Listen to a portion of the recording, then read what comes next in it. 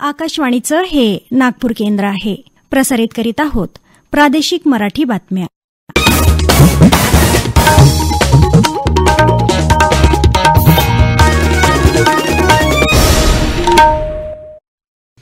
आकाशवाणी नागपूर. आभार आणि पटवर्धन आपल्याला प्रादेशिक बातम्या देत आहे. काही ठळक बातम्या. भारतीय हवाई दलाच्या तेजस या लढाऊ विमानातून पंतप्रधानांनी केलं उड्डाण. हिंदुस्तान एरोनॉटिक्स लिमिटेडच्या बंगळुरू इथल्या कारखान्याला दिली भेट. पंतप्रधान नरेंद्र मोदी उद्या मन की बात या कार्यक्रमातून देश परदेशातल्या लोकांसमोर मांडणार आपले विचार. नागपूरच्या शासकीय वैद्यकीय महाविद्यालयाच्या 75व्या वर्धापन दिनानिमित्त आयोजित कार्यक्रमाचं राष्ट्रपती द्रौपदी मुर्मू यांच्या हस्ते होणार उद्घाटन. आणि विदर्भातील कृषी क्षेत्राच्या गरजा, नैसर्गिक वातावरण आदींचा विचार करून संशोधन करावं, केंद्रीय मंत्री नितीन गडकरी यांचं आवाहन. पंतप्रधान नरेंद्र मोदी यांनी भारतीय हवाई दलाच्या तेजस या लढाऊ विमानातून यशस्वीरित्या उड्डाण केलं. पंतप्रधानांनी समाजमाध्यमावर त्यांचा अनुभव शेअर करताना सांगितलं की तेजसमधून यशस्वीरित्या उड्डाण करणं हा अनुभव अतिशय समृद्ध करणारा होता. आपल्या स्वदेशी क्षमतांवरील माझा आत्मविश्वास लक्षणीयरित्या वाढवणारा होता आणि आपल्या राष्ट्रीय क्षमतेबद्दल अभिमान आणि आशावादाची नवीन भावना मला देऊन गेला. भारतीय हवाई दलाकडून हिंदुस्तान एरोनॉटिक्स लिमिटेडच्या म्हणजेच HALला 12 अत्याधुनिक फायटर जेटच्या उत्पादनाचं कंत्राट मिळालं आहे. या पार्श्वभूमीवर पंतप्रधान नरेंद्र मोदी यांनी आज हिंदुस्तान एरोनॉटिक्स लिमिटेडच्या बंगळुरू इथल्या कारखान्याला भेट दिली. यावेळी कारखान्यातल्या उत्पादन सुविधा तसंच तेजस जेटची सुविधा आदींचा आढावा घेतला. स्वदेशी LCA मार्क II आणि स्वदेशी अत्याधुनिक मीडियम कॉम्बॅट एअरक्राफ्ट AMCAचे 2 स्क्वॉड्रन्स यांचं उत्पादन HAL करणार आहे. यासाठी HALला अमेरिकेची GE ही कंपनी सहकार्य करत आहे, अशी माहिती DRDOचे प्रमुख विकास कामत यांनी दिली. आकाशवाणीवरील मन की बात कार्यक्रमात पंतप्रधान नरेंद्र मोदी उद्या सकाळी 11 वाजता देश परदेशातल्या लोकांसमोर आपले विचार मांडतील. दर महिन्याला प्रसारित होणाऱ्या या रेडिओ कार्यक्रमाचा हा 107वा भाग असेल. हा कार्यक्रम आकाशवाणी आणि दूरदर्शनवरून तसंच आकाशवाणी न्यूज संकेतस्थळ, न्यूज एअर मोबाईल अॅप आणि नरेंद्र मोदी मोबाईल अॅपवर प्रसारित होईल. आकाशवाणी न्यूज, DD न्यूज, प्रधानमंत्री कार्यालय आणि माहिती प्रसारण मंत्रालयाच्या YouTube चॅनलवर देखील तो थेट प्रक्षेपित होईल. आकाशवाणी न्यूज तसंच दूरदर्शन हिंदी प्रसारणानंतर लगेचच प्रादेशिक भाषांमध्येही हा कार्यक्रम प्रसारित केला जाईल. आज गडचिरोली तालुक्यातील कोटगल इथं विकसित भारत संकल्प यात्रेदरम्यान जिल्हाधिकारी संजय मीणा यांनी उपस्थितांना विविध योजनांची माहिती देत त्याचा लाभ घेण्याचं आवाहन केलं. यावेळी आयुष्मान भारत योजनेचे लाभार्थी कैलास अलोणे यांनी शासनाप्रती कृतज्ञता व्यक्त केली. विकसित भारत संकल्प यात्रेअंतर्गत यवतमाळ जिल्ह्यातील भरी या गावात राष्ट्रीय केमिकल्स फर्टिलायझर्सच्या कर्मचाऱ्यांनी 10 लिटर क्षमतेची टाकी असलेल्या मोठ्या ड्रोनद्वारे नॅनो युरिया फवारणीचं प्रात्यक्षिक दाखवलं. कमी वेळात फवारणी करणाऱ्या या ड्रोनचं प्रात्यक्षिक परिसरातील शेतकऱ्यांनी बघून या आधुनिक तंत्रज्ञानाची माहिती घेतली. कॉम्प्रेस्ड बायोगॅसचं मिश्रण अनिवार्य करण्याच्या अटीमुळे देशात कॉम्प्रेस्ड बायोगॅसचं उत्पादन आणि वापराला प्रोत्साहन मिळेल, असं मत केंद्रीय पेट्रोलियम आणि नैसर्गिक वायूमंत्री हरदीप सिंह पुरी यांनी व्यक्त केलं. कॉम्प्रेस्ड बायोगॅस म्हणजेच CBGचा वापर वाढवणं आणि त्याचा अधिकाधिक उपयोग करण्याच्या हेतूनं पेट्रोलियम मंत्र्यांच्या अध्यक्षतेखालील राष्ट्रीय जैव इंधन समन्वयन समिती NBCCनं GGD विभागात CNG वाहतूक आणि PNG घरगुती गॅसमध्ये टप्प्याटप्प्यानं CBG म्हणजेच बायोगॅसचा वापर वाढवण्याची घोषणा केली आहे. यवतमाळ जिल्ह्यात उमरखेड इथं दिवाणी वरिष्ठ स्तर न्यायालयाचं उद्घाटन मुंबई उच्च न्यायालयाचे न्यायमूर्ती विनय जोशी आणि यवतमाळ जिल्हा आणि सत्र न्यायाधीश शिरीष कुमार हांडे यांच्या हस्ते आज झालं. प्रलंबित प्रकरणांचा लवकरात लवकर निपटारा करावा, असं आवाहन यावेळी जोशी यांनी केलं. या प्रादेशिक बातम्या आपण आकाशवाणीच्या नागपूर केंद्रावरून ऐकत आहात. आमच्या केंद्रावरील सर्व बातम्या ऐकण्यासाठी आणि ताज्या घडामोडी जाणून घेण्यासाठी Marathi news Nagpur all India radio या आमच्या YouTube चॅनलला नक्की सबस्क्राईब करा. नागपूरच्या शासकीय वैद्यकीय महाविद्यालयाच्या 75व्या वर्धापन दिनानिमित्त येत्या 1 डिसेंबर रोजी सायंकाळी 4 वाजता आयोजित कार्यक्रमाचं राष्ट्रपती द्रौपदी मुर्मू यांच्या हस्ते महाविद्यालयाच्या सभागृहात उद्घाटन होणार आहे.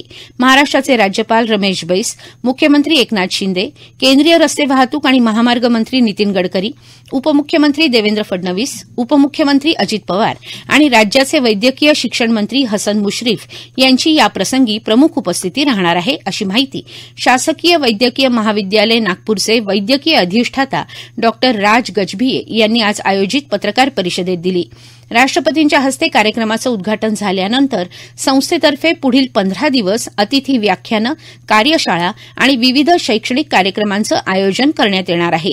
यापूर्वी भारताचे पहिले राष्ट्रपती डॉ. राजेंद्र प्रसाद आणि शंकर दयाल शर्मा यांनीही या संस्थेच्या 2 वेगवेगळ्या कार्यक्रमात सहभाग घेतला होता.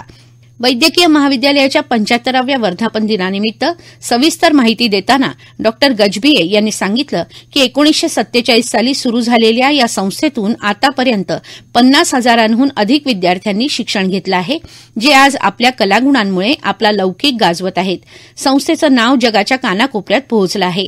संस्थेच्या माजी विद्यार्थ्यांमध्ये पद्मश्री, पद्मभूषण प्राप्त विद्यार्थी सुद्धा आहेत. अनेक विद्यार्थी मोठे राजकारणी बनले आहेत, तर 19 विद्यार्थी आयएएस अधिकारीही झाले आहेत. या कार्यक्रमाला सुमारे 3,000 माजी विद्यार्थी उपस्थित राहणार आहेत. त्यापैकी 4 माजी विद्यार्थ्यांचा राष्ट्रपती मुर्मू यांच्या हस्ते सत्कार करण्यात येणार आहे.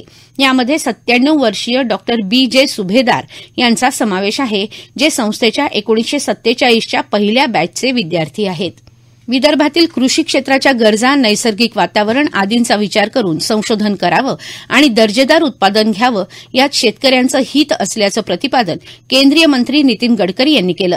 अॅग्रोव्हिजन फाउंडेशन आणि एलआयटी माजी विद्यार्थी संघटना यांच्या संयुक्त विद्यमानं अन्न प्रक्रिया उद्योगात, अन्न प्रक्रिया क्षेत्रात विदर्भातील संधी आणि आव्हानं या विषयावर परिषद आयोजित करण्यात आली होती.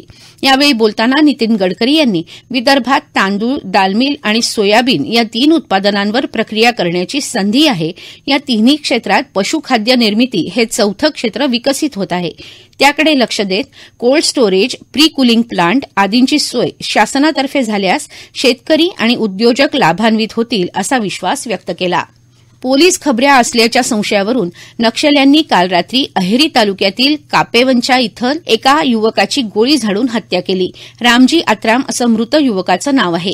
नक्षल्यांनी घटनास्थळी पत्रक टाकलं असून त्यात रामजी पोलिसांचा खबऱ्या असल्यानं त्याची हत्या केल्याचं म्हटलं आहे.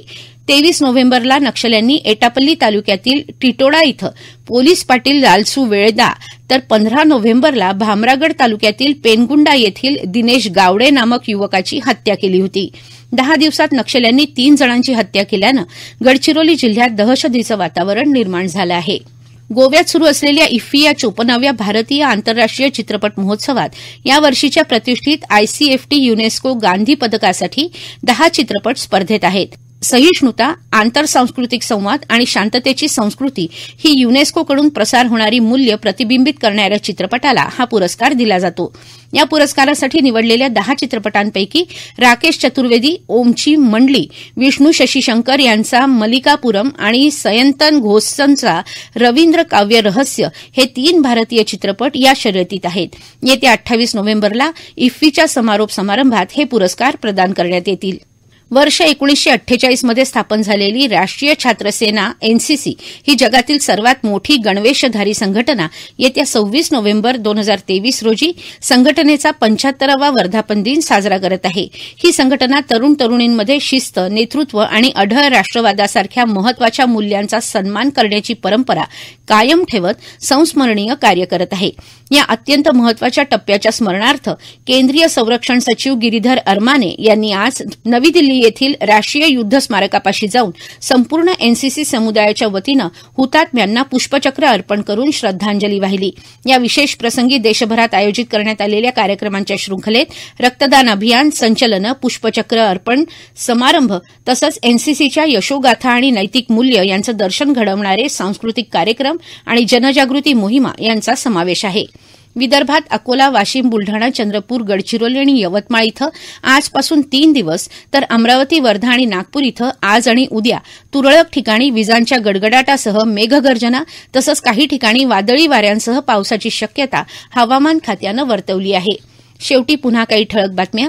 भारतीय हवाई दलाच्या तेजस या लढाऊ विमानातून पंतप्रधानांनी केलं उड्डाण. हिंदुस्तान एरोनॉटिक्स लिमिटेडच्या बंगळुरू इथल्या कारखान्याला दिली भेट. पंतप्रधान नरेंद्र मोदी उद्या मन की बात या कार्यक्रमातून देश परदेशातल्या लोकांसमोर मांडणार आपले विचार. नागपूरच्या शासकीय वैद्यकीय महाविद्यालयाच्या 75व्या वर्धापन दिनानिमित्त आयोजित कार्यक्रमाचं राष्ट्रपती द्रौपदी मुर्मू यांच्या हस्ते होणार उद्घाटन. आणि विदर्भातील कृषी क्षेत्राच्या गरजा, नैसर्गिक वातावरण आदींचा विचार करून संशोधन करावं, केंद्रीय मंत्री नितीन गडकरी यांचं आवाहन. याबरोबरच हे प्रादेशिक बातमीपत्र संपलं. नमस्कार.